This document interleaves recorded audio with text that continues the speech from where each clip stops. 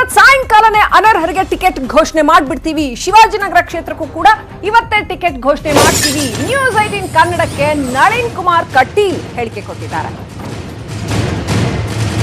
So ಶಿವಾಜಿನಗರಕ್ಕೆ ಹಾಗಾದ್ರೆ ಯಾರಿಗೆ ticket ಘೋಷಣೆ ಮಾಡ್ತಾರೆ? ಕಟ್ಟಾ ಸುಬ್ರಹ್ಮಣ್ಯ ನಾಯ್ಡು ಅವರ ಪುತ್ರನಿಗೆ ಟಿಕೆಟ್ ಘೋಷಣೆ ಮಾಡ್ತಾರಾ ಅಥವಾ ರೋಷನ್ ಬೇಗ್ ಅವರಿಗೆ ಬಹಿರಂಗ ಬಾಹ್ಯ ಬೆಂಬಲ ಕೊಡ್ತಾರೆ? ಏನ್ ಮಾಡ್ತಾರೆ ಒಟ್ನಲ್ಲಿ? ಶಿವಾಜಿನಗರದ್ದು ಎಲ್ಲ ಸಂಜೆ ಮಾಡ್ತೀವಿ. ಸಿಗುತ್ತಾ ಸರ್ ಅವ್ರಿಗೆ ಟಿಕೆಟ್? ಸಿಗುತ್ತಾ? ಅವ್ರು ನಿಲ್ತಾರೆ ಸರ್. ಎಲ್ಲಾ ಕ್ಷೇತ್ರವನ್ನು ಸಂಜೆ ಘೋಷಣೆ ಮಾಡ್ತೀವಿ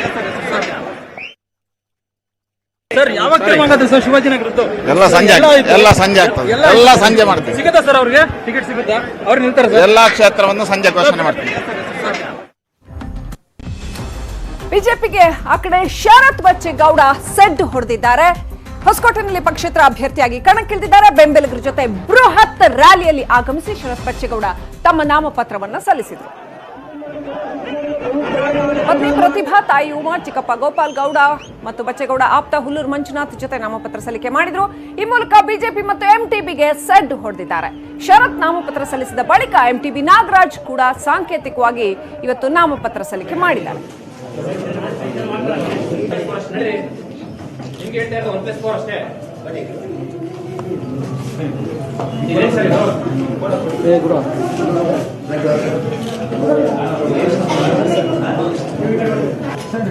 ಸದಾನಂದ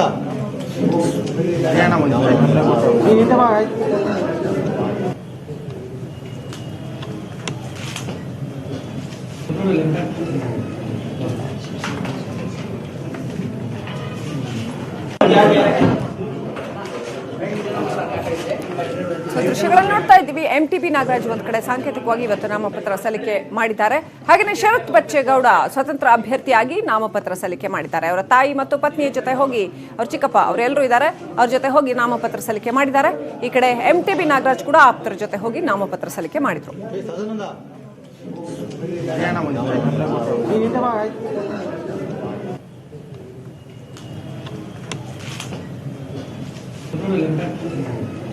ನಾಮಪತ್ರ ಸಲ್ಲಿಕೆ ಮಾಡುವ ಜೊತೆಗೆ ಠೇವಣಿ ಹಣ ಇಡ್ತಕ್ಕಂಥದ್ದು ಅದನ್ನು ಕೂಡ ಕೊಡ್ತಾ ಇದ್ದಾರೆ. ಅದನ್ನು ಕೂಡ ನೋಡ್ತಾ ಇದ್ದೀರಿ. ಅಪಾರ ಸಂಖ್ಯೆಯ ಬೆಂಬಲಿಗರು ಶರತ್ ಬಚ್ಚೇಗೌಡ.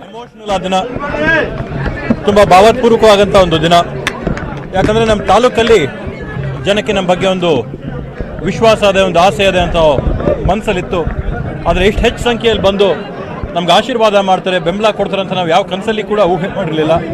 ಅಷ್ಟು ಹೆಚ್ಚಿನ ಸಂಖ್ಯೆಯಲ್ಲಿ ಜನ ಬಂದು ಇವತ್ತು ಬೆಂಬಲ ಕೊಡ್ತಿದ್ದಾರೆ.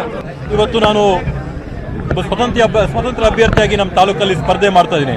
ಹೊಸಕೋಟೆ ತಾಲೂಕಿನ ಸ್ವಾಭಿಮಾನ ಏನೇನು ಇದೆಯೋ, ಹೊಸಕೋಟೆ ಸ್ವಾಭಿಮಾನನ ಎತ್ತಿಡಿಬೇಕಂತ ಒಂದು ನಿಟ್ಟಿನಲ್ಲಿ ಇವತ್ತು ನಮ್ಮ ಕಾರ್ಯಕರ್ತರು, ಮತದಾರರು, ನಾಯಕರ ಎಲ್ಲರ ಆದೇಶದ ಮೇರೆಗೆ ನಾನು ಇವತ್ತು ಒಂದು ಸ್ವತಂತ್ರ ಅಭ್ಯರ್ಥಿಯಾಗಿ ಸ್ಪರ್ಧೆ ಮಾಡ್ತಾ ಇದ್ದೀನಿ. ಸ್ವತಂತ್ರವಾಗಿ ಸ್ಪರ್ಧೆ ಮಾಡೋಂಥ ಒಂದು ಸಂದರ್ಭದಲ್ಲಿ ನಾವು ಯಾರೇ ಕೂಡ ನಮಗೆ ಬೆಂಬಲ ಕೊಡಲಿ ಅದನ್ನು ನಾವು ಸ್ವಾಗತಿಸ್ತೇವೆ. ಸಂಘಗಳಾಗಿರ್ಬೋದು, ಸಂಸ್ಥೆಗಳಾಗಿರ್ಬೋದು, ಪಕ್ಷಗಳಾಗಿರ್ಬೋದು, 1 ಮತ ಆಗಿರ್ಬೋದು, 100 ಮತ ಆಗಿರ್ಬೋದು, 1000 ಮತ ಆಗಿರ್ಬೋದು, ಯಾರ ಅವ್ರ ಶಕ್ತಿಗೆ ತಕ್ಕಂತೆ ಯಾರ್ಯಾರು ನಮಗೆ ಬೆಂಬಲ ಸೂಚಿಸ್ತಾರೋ ಅವರೆಲ್ಲರಿಗೂ ಕೂಡ ನಾವು ಸ್ವಾಗತ ಮಾಡ್ತೀವಿ, ಅಭಿನಂದಿಸ್ತೀವಿ, ಅವ್ರಿಗೆ ಧನ್ಯವಾದಗಳು ಹೇಳ್ತೀವಿ. ಯಾಕಂತಂದ್ರೆ ನಮ್ದೊಂದು ಕಿರು ಹೋರಾಟ. ಈ ಕಿರು ಹೋರಾಟದಲ್ಲಿ ನಮ್ಮ ಮಾಜಿ ಮುಖ್ಯಮಂತ್ರಿಗಳಾದ ಕುಮಾರಣ್ಣವರು ಕೂಡ ನಮಗೊಂದು ಆಶೀರ್ವಾದ ಮಾಡಿದ್ದಾರೆ. ಅವ್ರ ಆಶೀರ್ವಾದನ ಕೂಡ ನಾನು ಸ್ವಾಗತ ಮಾಡ್ತೀನಿ, ಅವ್ರಿಗೆ ಧನ್ಯವಾದಗಳನ್ನ ಸೂಚಿಸ್ತೀನಿ. ಈ ಸಂದರ್ಭದಲ್ಲಿ ಪಕ್ಷದಲ್ಲಿ ಬೇರೆ ಒಬ್ಬ ರಾಜಕಾರಣಿಯ ಪಿತೂರಿಯಿಂದ, ಕುತಂತ್ರದಿಂದ ನಾವು ಕಟ್ಟದೊಂದು ಪಕ್ಷದಲ್ಲಿ ನಮಗೊಂದು ಜಾಗ ಇಲ್ಲದಂಥ ಸಂದರ್ಭ ಸೃಷ್ಟಿ ಆಯಿತು.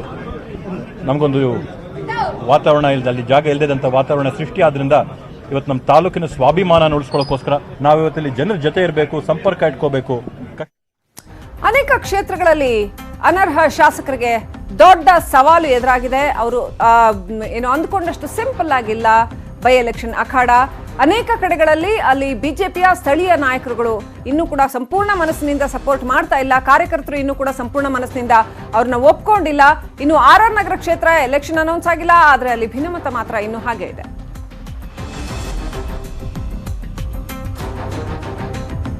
ಇನ್ನು ರಾಜರಾಜೇಶ್ವರಿ ಕ್ಷೇತ್ರ ಬಿಜೆಪಿಯಲ್ಲೂ ಕೂಡ ಈಗಾಗಲೇ ಹೇಳಿದಾಗೆ